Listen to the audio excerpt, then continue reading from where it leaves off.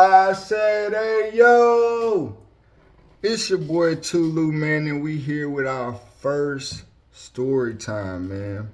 And I want to start off by saying, bro, thank y'all, man. I truly appreciate y'all for all the major support, for real, for real. We about to hit 700 subscribers. At this point in time, we at 699.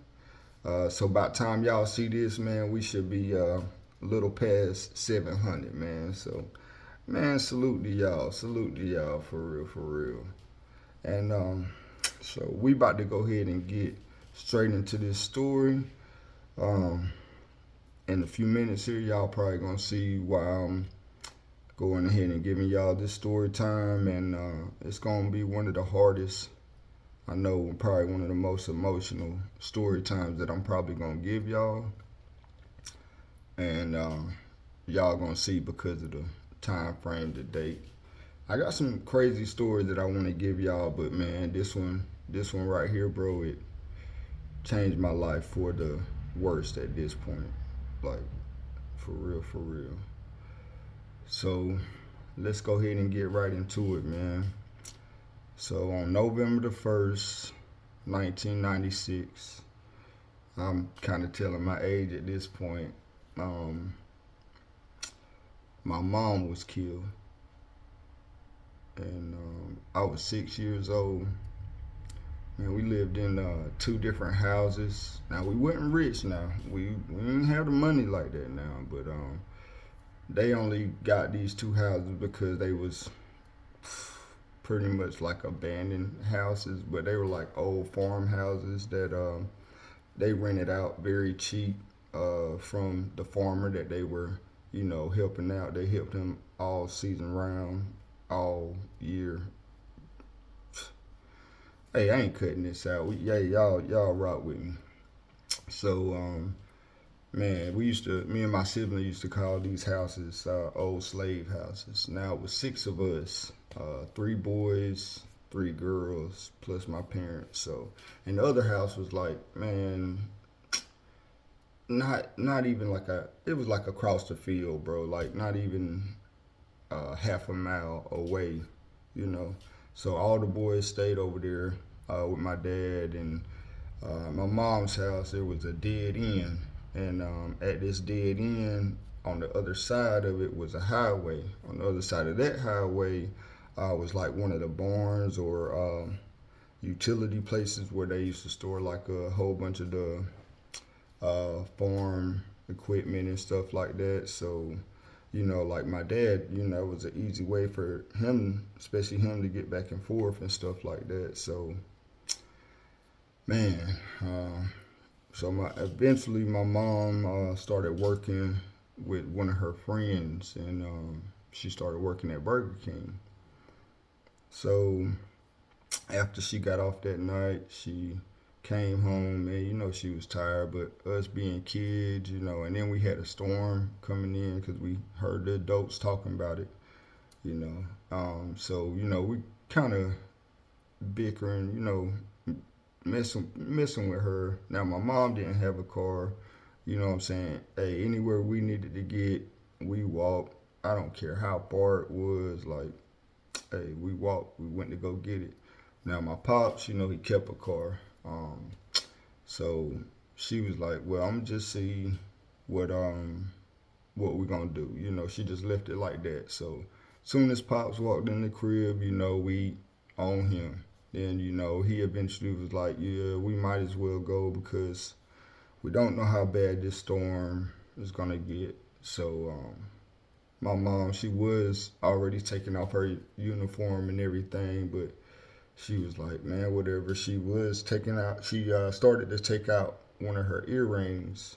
And man, I can still like visually like see this, bro, because I was like sitting right there on her lap.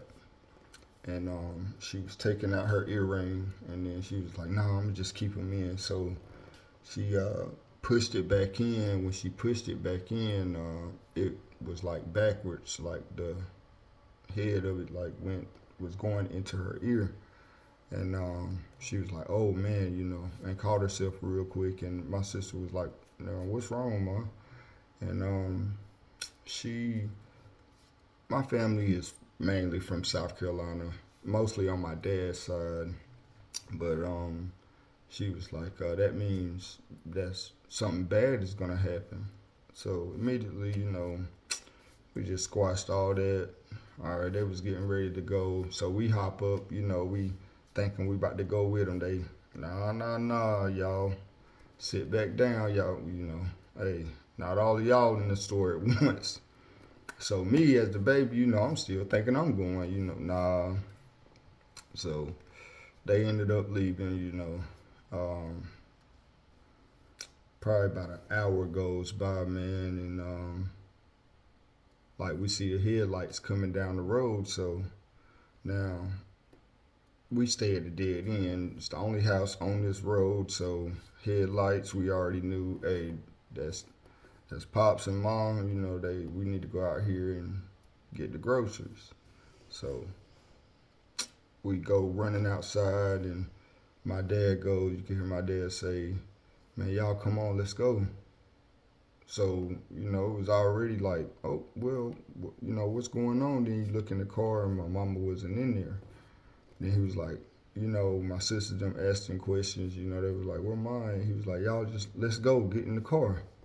So, I go around my usual, I get in the front seat. My dad drove a big old Plymouth with the bench seat. So, I either got in the front between them, and my baby sister, well, she's older than me because I'm the baby out of six.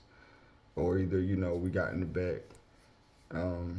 So I get in the car, my daddy is driving off, and I can kind of tell something is wrong, man, because he's like holding the steering wheel and he is like looking straight, trying not to make like any eye contact with any of us.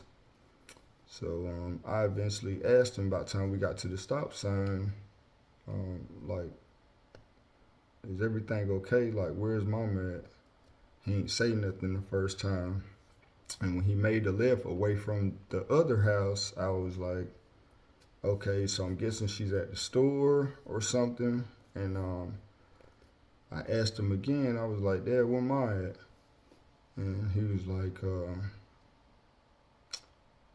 man, y'all mama just passed away. And there was like a whole, like a pause in the car. And, automatically, I was like, no, she ain't, because I looked at my mom like Superwoman, man.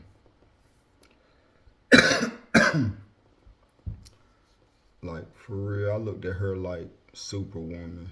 My pops put her through so much shit, man, like, that we could talk about in another story time, but, he, let's go past that. But, man, like, so he makes another left turn, and now this is really like, so it's like, where are we going? Then he turns back onto the highway, and you see the ambulance lights and everything. You see other car lights and stuff, and the police out there, and he comes to the stop right there where they are, and it's right behind my mom's house. And the highway, I can literally see the trail, and I can walk across because I've done this many of times. I can go right across there, and that's my mom's house. And so the police officer walks back up to my dad's car, and she says, do y'all want to see her? And my dad, he instantly started shaking his head, and we were already out the car. And about the time I like ran up, you could see something on the ground. And about the time I ran up and I realized that that was my mom laying on the ground.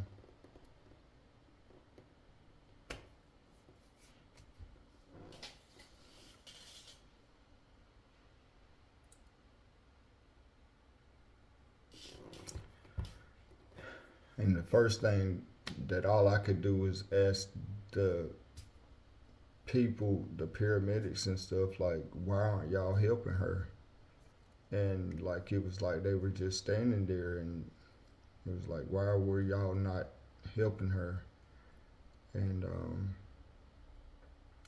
I remember the guy just looked, and you could tell it was kind of hard for him to say. He was like, there was nothing that we could do for her.